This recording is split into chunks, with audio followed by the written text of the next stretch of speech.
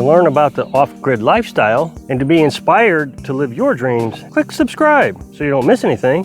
Hit the bell notification.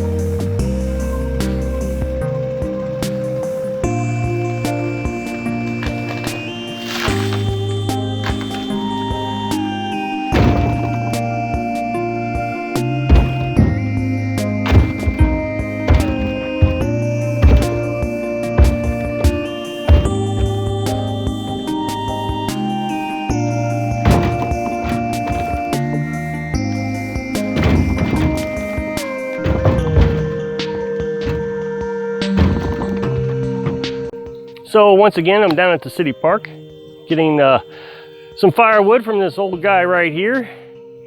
Got another truckload. This is my fourth full truckload. It's occurred to me that I'm packing this a lot lighter than Carolyn does. I think she can get twice as much as in this, but she stacks it. But I don't know how good that is for the truck, so I'm just gonna keep doing it this way. So I was down here and had a run-in with one of the locals. One of the folks actually lives here in the town, and I'll get into that in a bit. Sorry for my appearance. I, of course, have been down here working. I got down here about 6:30 this morning, but I didn't start until 7. I cleaned the area up a little bit, tried to get some of the brush picked up. I didn't want to start the chainsaw and wake up the town before 7 o'clock. I figure 7 o'clock is a good starting time. You know, that's when construction workers and road workers come out. So I figured that's probably about a good time. I'm trying to be as polite as possible. Now, as you know, I did everything possible to get permission to cut this tree down. Made several videos about it. It's in a city park. Now, the city park, or the city, used to be incorporated. And they recently, I think in 2015, voted to unincorporate the area. They didn't want to pay the taxes on the place anymore. So here's a nice little city park. It's got a natural spring water that people go down and take water out of. It's got a swing and a slide and a pavilion. And as you can see, I think from back here, they still take care of the place. The city does. And the folks, the citizens, they're not being taxed to death to maintain this little town. I mean, it's really little. I would imagine that most of them struggle with money. The houses here are all ran down. One house should probably be condemned. Now, that's the advantage to living in this area, is nobody really cares what you do on your property because they don't want you caring what they do on their property. Nobody questions me, nobody bothers me. I'm gonna climb up on this tree again. So for those of you that haven't seen how big this tree is, as a matter of fact, I'm not gonna be able to get it all. I wanna show it to you. So this tree here is probably 16, 18 inches in diameter. This limb, this is a limb right here. See, that's a limb. That limb is as big as some trees. They consider a 14-inch tree a standardized tree. 3 14-inch trees at the base makes up 1 cord. Well, I mean, we got 1, 2, 3 limbs on this tree. That makes 1 full cord. And when you turn around here, well, first I'll show you where the 2 limbs come together. It's massive. I mean, just massive. And then when you come down to the base, I just don't think I can get my saw to go through it. I'm going to try, but I got an 18-inch saw. So if I come in one side and come in on the other side, that's 36 inches. So to give you a little history, I tried to contact everybody I could about this tree. I called the county because, I mean, there's no city hall anymore. So I called the county, and the county basically lied to me. He said, yeah, if anybody questions you, just say the county said, we want you to cut it down. I said, do you have the authority to tell me that? No, but nobody cares. Well, I didn't trust that. So there was a guy here that was cutting the grass, and I asked him about it. And he says, if I was younger, I would cut it. But no, anybody can have it. It's yours to take. Take what you want. He said, first come, first serve. Well, then there was this gal at the gas station. Now, she's pretty nice, and it seems like she's lived here most of her life. And she's been pretty friendly every time we come in. Oh, hi, it's a new neighbor thing. And I asked her about the tree. She said, yeah, my husband used to go down and clean up all those dead limbs and things. He's hurt his shoulder and he can't do anymore. So she said, I would appreciate it if you went down there and took it. So I felt like I was getting enough permission to take it. So what I decided to do, Carolyn and I decided that we would come down here every third day. And I take 1 truckload a day. And 1 truckload, like I've done here, is 1 tank of gas in the chainsaw.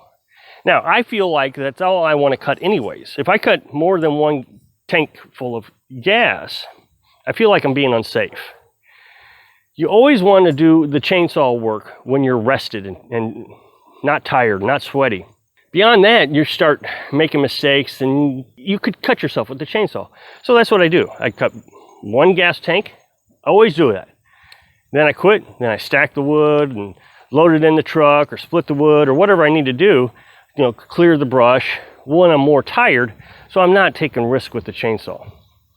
So 1 truckload or 1 chainsaw full of gas every 3 days is what I decided. And it's worked out pretty good. Now, it may not seem like that I've gotten a lot done, but if you look at the cab of the truck here, try to give you some perspective. I'm on the tree again. The nose of the truck used to be where this tree ended. Well, I've cleaned all that up. You can see how I've depressed all the weeds and stuff. I've gotten down into here. There was a tree limb over there. This one. And eventually I'll get this one, but I got to cut this one from the base and land it. So I feel like I've done a lot, but boy, you sure can't tell. There's still a lot left. I figure this is going to take me a good month coming down every 3 days. And in my last video, I said, I just don't understand it. Most everybody around here keeps with firewood. And I just can't figure out why nobody's taking this tree. Well, today I figured it out.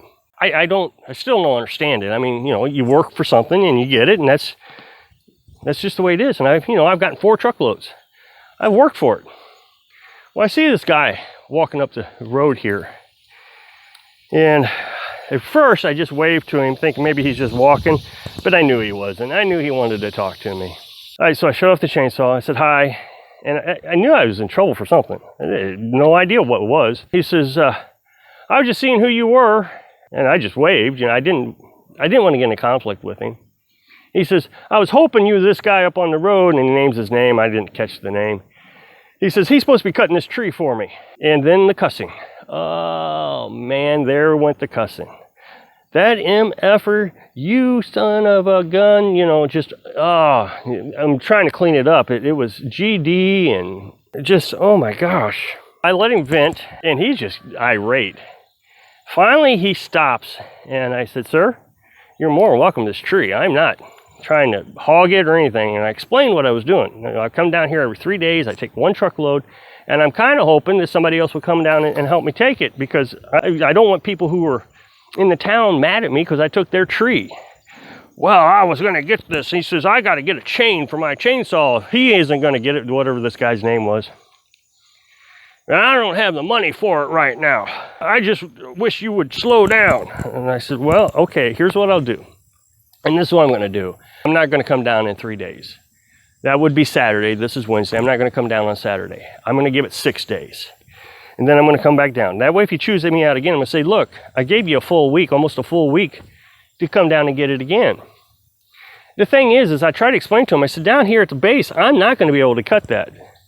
So you can have that too if you want. I mean, I'm not taking the whole tree. Well, how am I supposed to get it out of there? And I'm like, okay, whatever you need, just let me know. I'll clean up today and we'll see where we go from there. Yeah, you better clean up this mess. And I'm thinking, man, I picked up every piece of brush. I mean, I've stacked it nicely over here in the side, made it because I want the city park to look like city park, and eventually I'm going to come down this fall and I'll pick that up. But he's just irate. And I don't get this anymore. I don't understand. This society has just turned into hate-filled. I don't understand. What has happened? Where everybody seems to think they have a right not to do anything, and then when you step on their toes, or at least they perceive that you stepped on their toes, that they get to chew you out and chew the neighbors out. And I just don't understand. I am going to slow down on this project a little bit. Give it a couple weeks, 6 days, see what happens in 6 days. If he's down here working on it, I'll let him have a few days on it. I've gotten plenty from it. I've gotten 4 truckloads.